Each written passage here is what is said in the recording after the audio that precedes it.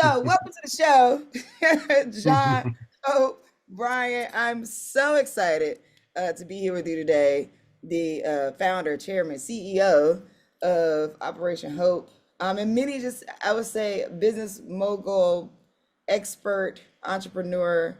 And I want to start there because I think that anytime I have the opportunity to have business people on, I want to give some insight on what it means to make money. It's something I feel like our community doesn't have enough conversation about. People have sort of a weird relationship with money. So I'm curious, over the course of your journey of advising and starting hundreds of companies, what would you say are the top ways that people should be thinking about economy personally and industry?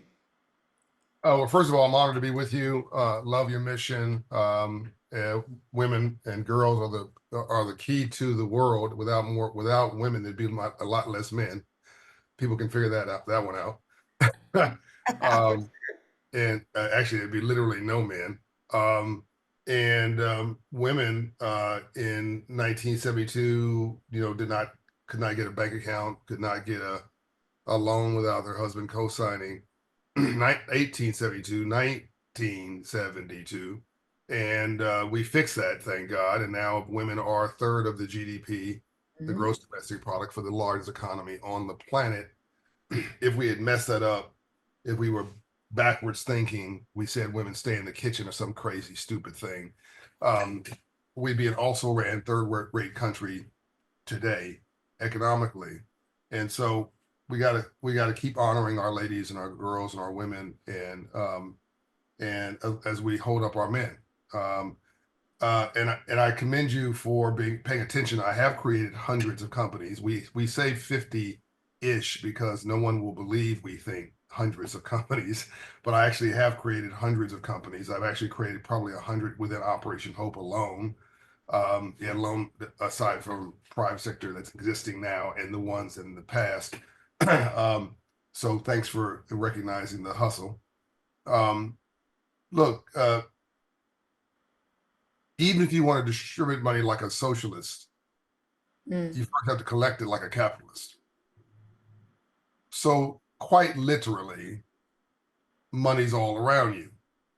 And I want to encourage everybody that's listening or watching this to pick up this book, Financial Literacy for All, which is still number one in business and finance, not Black business and finance, not minority business and finance. It's number one and has been since April of this year, so going on 9 months on Amazon, number one globally. There's 40 million books plus in on Amazon's platform. We are still sub 10,000, often sub 3,000 out of all 40 million books. And so people are buying the book, they're getting the memo. A lot of our people who look like us are buying this book, young people starting families, people resetting their life. So Financial Literacy for All is the bestseller I want. It's my sixth book. It's a way to codify these conversations in a work plan for people's lives. I want them to mark it up, underline it. I want them to have it as a scratch pad, a workbook. I want them to have a family meeting once a week at the kitchen table. Yes, I want you to stop and have dinner together once a week. Stop just going to fast food restaurants and eating on the fly. Stop and have a conversation with each other over dinner. We used to do it, and spend part of that after dessert or after your meal having a family conversation about money. We need to demystify it. You can't just spend it. You've got to understand it, because if you're not working it, it's working you. So the book is called Financial Literacy for All. You can get it everywhere, including Black bookstores, by the way. And Amazon is featuring it at New Year's in 3,000 stores. Sorry, not Walmart. Amazing. Walmart's featuring it Oh, in 3,000 amazing. stores over Christmas and New Year's. Now, we've always been living in an economic era. We just didn't understand it. Money's been all around us. We just didn't understand it. We thought that we have thought that the government was different. We have thought that civil society was different. We have thought that the church experience was different. We have thought that uh, just living a good life and being a good person somehow meant that you could avoid the discussion of capitalism and free enterprise. And all that's incorrect. The Bible talks more about money than anything else. There are over 2,000 mentions of money in the Bible, more than anything else it's mentioned. The government is spending taxpayer money. That's, people say that, but slow it down, like slow it down and listen to what I just said. The government doesn't have any money unless we give it to them, and we're giving it to them through paid in tax receipts, either sales tax, property tax. These are mostly local government taxes. Then you have income tax. Those are state and federal taxes.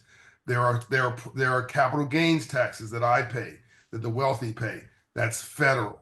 In fact, most of, again, misnomer, wealthy people don't pay their fair share. Most of the taxes paid in America are paid by the wealthy, people like me, 70%. So the government doesn't have anything to spend unless we give it to them because we made it. Now, somebody will then say, well, I'll go work for a nonprofit. Well, where do you think the nonprofit's money comes from? It comes from charitable contributions and donations that you write off your tax returns based on the income, that you're making. Or it comes from the government through government grants. And where did I tell you the government's money is coming from? So it's a circular firing squad. Okay, so you say, well, I'm going to go just operate in the church. Don't you know the church has tithes and offering, right? You know, the church can't operate as noble as it is, and it is noble. But the church can operate without money to pay its bills. So somebody here's watching and go, well, I'm not a capitalist. I'm not down with this conversation. Really? If you're listening to this, you're listening to it on a mobile device, probably. If you're watching this, you're watching this on a mobile device or a TV set, probably. You're watching it on something that you bought. The government didn't give you your TV. The government did not give you your iPhone or whatever mobile device you're using. You paid for that. That's right. And you pay for that with money you made. And so you're paying for an entrepreneurial capitalism device. So an entrepreneurial device made through capitalism, which is the phone, and the phone lines, the utilities, and the TV, if that's what you're watching it, on a platform like, this network, right? Or if you're watching this later on YouTube, that is free enterprise, capitalism, entrepreneurship, all of that created by a guy that I know, YouTube. All of this, everything, you're watching this or listening to this and brushing your hair, ladies. That brush is entrepreneurship. You're putting hair cream on your hair. That's entrepreneurship. I used a leave-in conditioner this morning for the hair I got left. It's a black-owned company. Go ahead. So capitalism, I'm glad you got into it because I want to talk about it because I also feel this way as an entrepreneur. Defining capitalism in the basic sense that, like, if somebody up, somebody is down, that idea is the way that people think about it, right?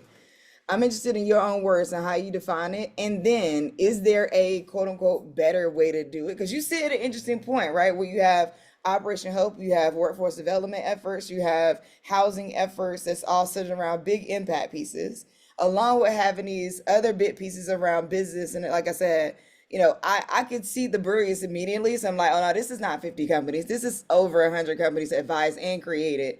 In that sense, huge pieces of capitalism, but also this sort of impact piece. Is there a better way to be a capitalist, or is that just a fallacy? Of course I mean, look, you're very smart. You're very, very smart. There's good capitalism and there's bad capitalism. Good capitalism is where I benefit and you benefit more. So Starbucks or Keurig coffee maker, my AG1, this is a green drink I drink every morning. This is a private company, shareholder driven company, AG1. But I do 75 essential minerals and vitamins, all that stuff every morning. And I pay them for this, right? But this helps me, makes me better. So so your phone gives you value. This network gives you value. The hoodie you have on, I think on a cool day like this would say it definitely gives you value. The cool glasses you have on, that's good capitalism. It makes you feel better. It lets you see. Right? It's certainly worth what you paid for it. So good capitalism is where I benefit and you benefit more. Bad capitalism, i.e., slavery, is where I benefit and you pay a price for it. It's not complicated. In fair exchange is no robbery. A good negotiation is where everybody leaves the table slightly irritated I love that. because nobody got You have to everything they give wanted. something. Right, right, So let right. me let me explain to your audience in 30 seconds the quickest example of capitalism I can give. So capitalism is a table in front of anybody watching this. It's going to take a minute actually, but I'll try to do it in 45 seconds. On one side of the table is the capital provider, and the other side of the table is the consumer. The capital provider's job is to extract as much value out of you, the consumer or employee, for the least amount of resources or capital or money provided, value provided. That's their job. Your job is to extract the most value, the most money for the least amount of effort. That everybody's doing their job, right? So when you said that well, some people say that one person wins, one person loses, that's because one person knows the game and one person's being gamed. One person is an owner, the other person is just simply a consumer. One person is financially literate, and the other person is what I don't know that I don't know, but I think I know that's killing me, right? And Black people and brown people have never been taught free enterprise and capitalism. It's not like we got the memo. That's my fourth book, I think.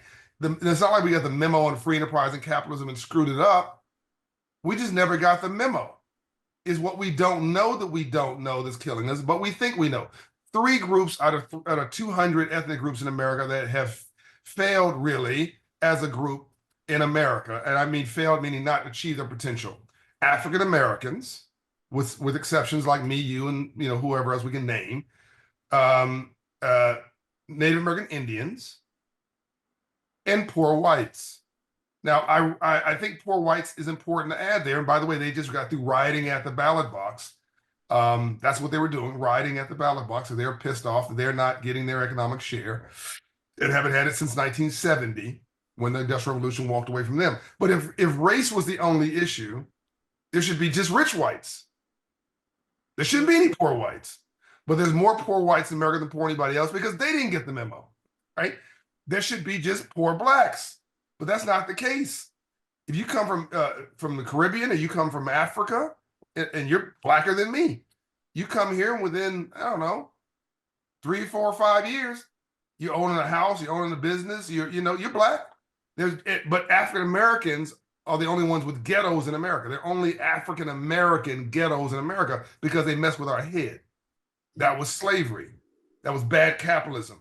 Now, in spite of that, we rise. In spite of that, we've been killing it. In spite of that, we're the most influential group of people of African descent in the world. That's amazing. It's amazing. And we've mastered hip hop culture. Well, we mastered music, creative arts, the Yeah. entertainment we're doing today. We've mastered professional sports.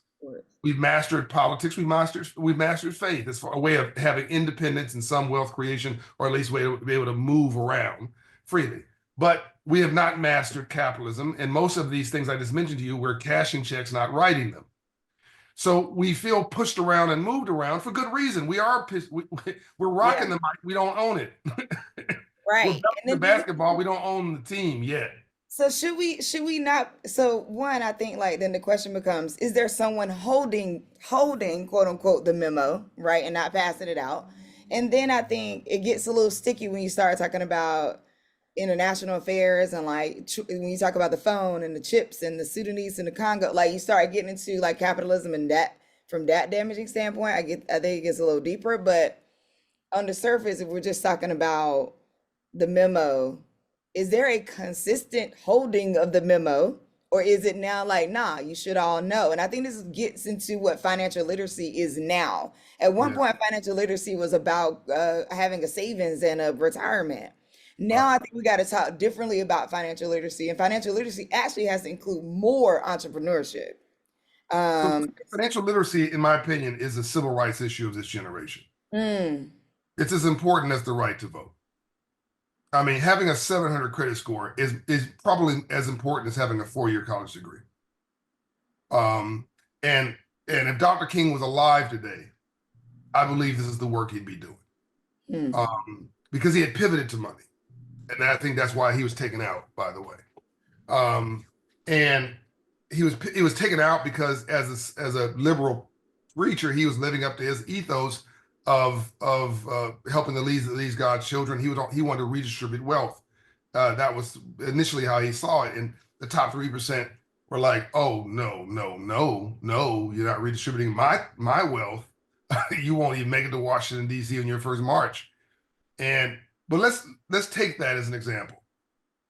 Except for Andrew Young is my mentor, who's on that balcony when he was shot. Dr. King was shot, who built Atlanta, and the tenth largest economy in the country, and the only black wealth created city that's a 40-50 billion dollar economy in the world. By the way, Andrew Young did that from Dr. King's ethos. But let's take this on now. I'm going to take somebody watching your show, listening, says John's full of polycock. Just give me the money. Okay. I'm going to take all the wealth in the world, the top 3%, and redistribute it to everybody in the world equally. And what will happen in 3 to 5 years? You already know where I'm going. mm-hmm. The top 3%, which at this point includes me, I'm top 1% technically, will end up with the money again. Because we understand how capital-free enterprise, economics, and opportunity works, and everybody else does not. All money is a transfer of value. That's all it is. And so I want to get that bag. I want to get that dollar. I want to get this cash. I want to get this check. It's overrated. You make money during the day. You build wealth in your sleep. You make money during the day. You only build wealth in your sleep.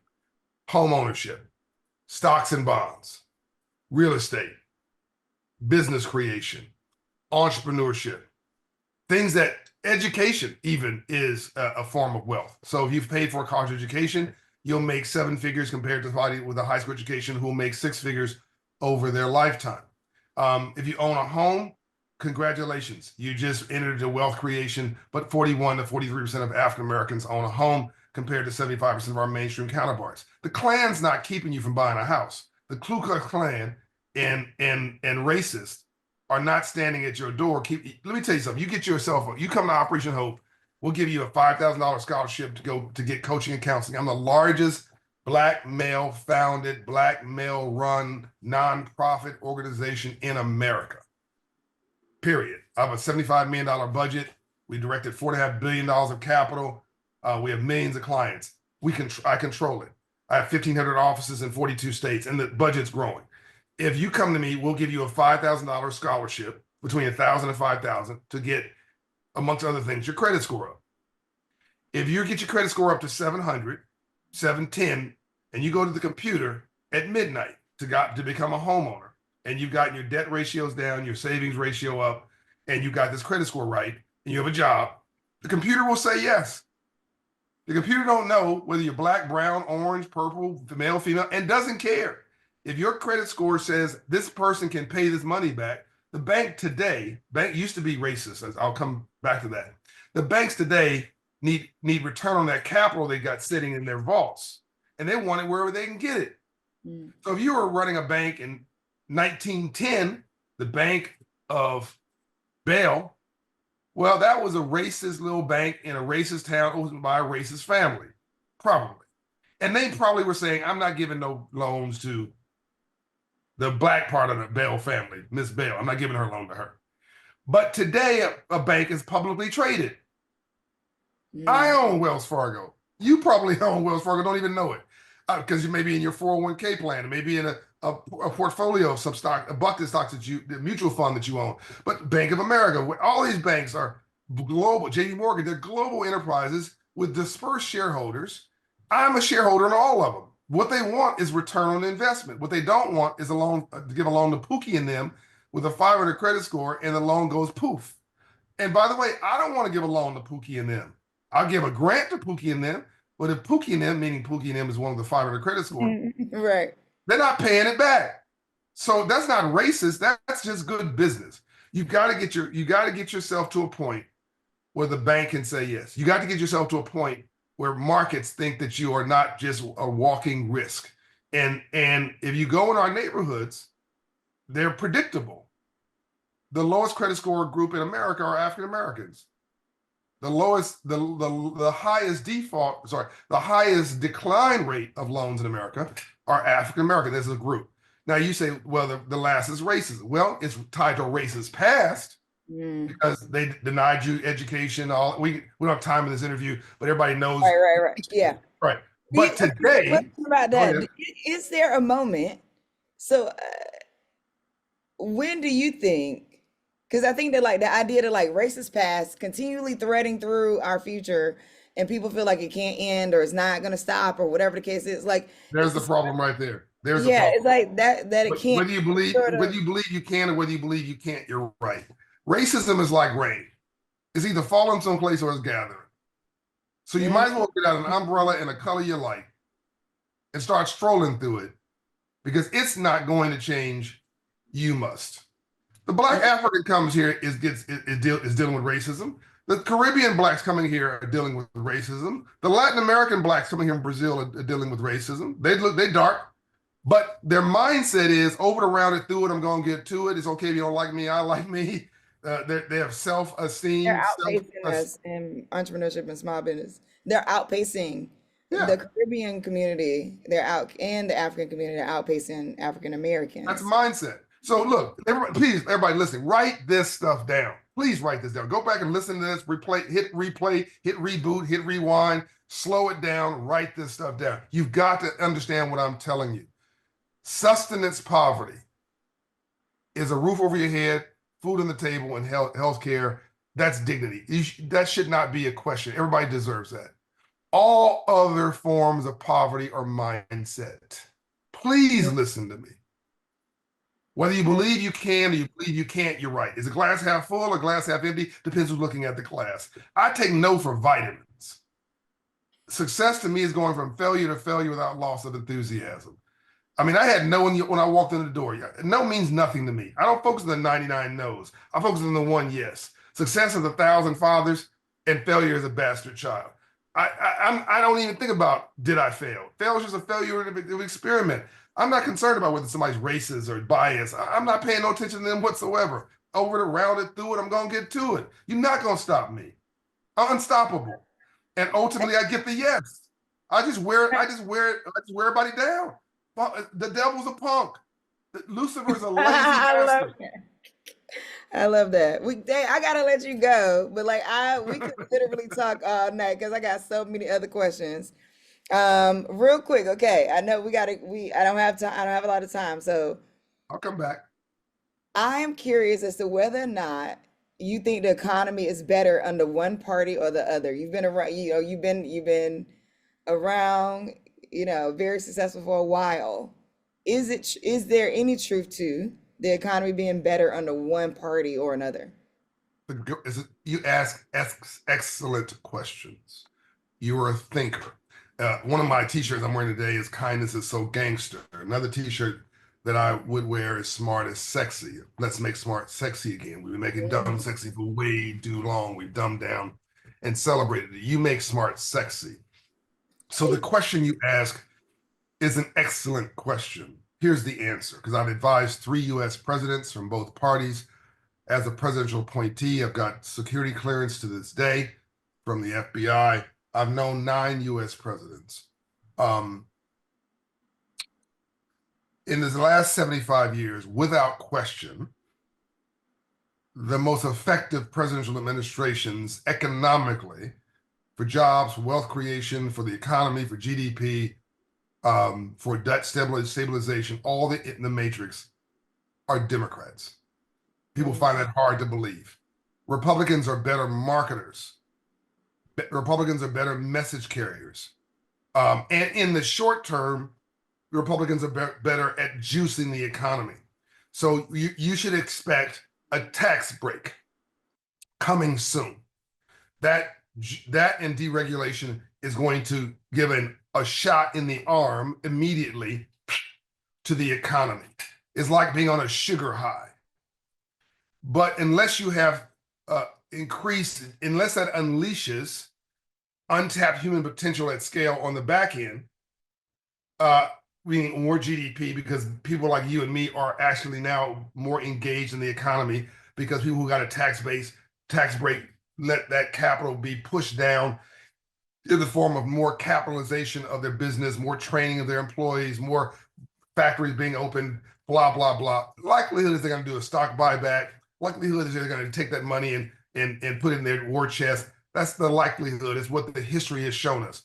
So deregulation will help. I think probably is slightly too much regulation, but that tax break is going to end up in all likelihood deficits within 2 to 3 years on the back end. So it's a short-term juice and a long-term wait. The most effective president in the last 75 years actually was President Bill Clinton. He actually had lower deficits, a balanced budget, increased GDP, all boats rise from the bottom to the top, et cetera, et cetera. But Republicans are just better marketers. So you're going to see, you've already seen, by the way, a juicing of the economy. The stock market is up. My stock portfolio is up since the presidential election. And then you're going to see all this activity. And then for the first year, it's going to be rocking and rolling. And then you've got these about 70,000 infrastructure projects from the Biden-Harris administration, which are now working its way through the system. And the new administration is going to benefit from these 70,000 infrastructure projects, which will create jobs and GDP and all that kind of. So the new president's inheriting a really stable, good economy. Just Democrats are really crappy marketers. And nobody explained to people that the reason your inflation is through the roof and your nose is about to bleed with these bread prices and all this stuff is because you all got that stimulus check twice. And you got that PPP loan and about $9 trillion of GDP of stimulus was poured over the gears of the economy from the government during the pandemic. That was only 4 years ago. There had been a pandemic. Please, listeners, please listen to me. There's never been $1 trillion of stimulus in the history of the world. 1 trillion. Not America, not Europe, not the whole European continent. There's never been $1 trillion from any government, ever. And we had 9 trillion. Let that sink in. Imagine what happens when you pour $9 trillion of government money on top of a $20 trillion, $25 trillion economy over 2 years. It just absorbs and soaks everything. That's government money. That's walking inflation, right? You got to strain that through the system because now you got overpriced stocks and overpriced art, overpriced cars, overpriced houses. Everything is overpriced. Everything's inflated. Trying to make this very simple. And that inflation really should be 12%, 15%. It's a miracle that we only have 3 to 5% inflation. It's a miracle. And so that has to then get through the system, all right? And you got to convert that into GDP, economic activity, which is what you're doing, trying to start businesses, trying to be an entrepreneur. And by the way, it will end on a positive note. Coming out of the pandemic, the largest group starting businesses were African Americans. And the largest group amongst largest groups were Black females. Start where we finish where we started. And now the big group is Latinos starting businesses. So this country can't survive. We didn't get to DE&I. This country can't survive without her Black and brown citizens. It won't grow. And so I would say to people, you didn't ask me this question, but I'm just going to answer it anyway, politically. Go on about your business for the next 2 years. That's what my advice to you is. Mm. Go on about your business. Aren't you busy enough? Go on about your business. Let these folks, they own everything now. The dog is called the ice cream truck. They got the Senate, they got the Supreme Court, they got the presidency, they got the White House, they got the Congress. Let them have it. Let them see if their stuff works. And wish them well economically, because if they win, you win. Now, we'll see if the math is mathing. That part. Well, listen, we'll have to listen, DEI is not going to stop being a topic of conversation. I really will be glad when it goes back to being an investment strategy and not a conversation around race, but we'll have to pick that up. at a different time for sure. Because, like I said, we can have so much conversation. I have so many more questions. I really DEI is appreciate dead. you. The phrase is dead. But I think inclusive economics, there'll be other phrases that rise up. It's become politicized, it's become weaponized. But the And I think we concept needed to let it of go. To be honest, we needed to let it. In my opinion, we there needed to you let go. it go. I 100%. mean, listen, we didn't ask for this DEI title, no way. We said we That's wanted right. change. We said we We wanted said give us change. a loan. What we said is give us a Right. loan, give us There a you go. job, And give then us a y'all brought a shot. DEI. Nobody asked for that. You know what I mean? So 100%. like, listen, that's we like I said, we can talk about that because I feel like we need to let it go. And I think that it created some roles and jobs and people to go and like titles around it and chips on their shoulder. And it's like, let it go, let it die. Let's move on to the next thing. But thank you so much for joining me. We gotta have you back. We gotta figure a way to align time to have you back. I'm so excited to attend the Global Hope Forum. And it's going to be, I can't wait to come back and tell everybody what it's like and just broadcast from there. John Hope Bryant, CEO, Chairman, founder of Operation Hope. Thank you so much for joining me. I appreciate it. Peace and light.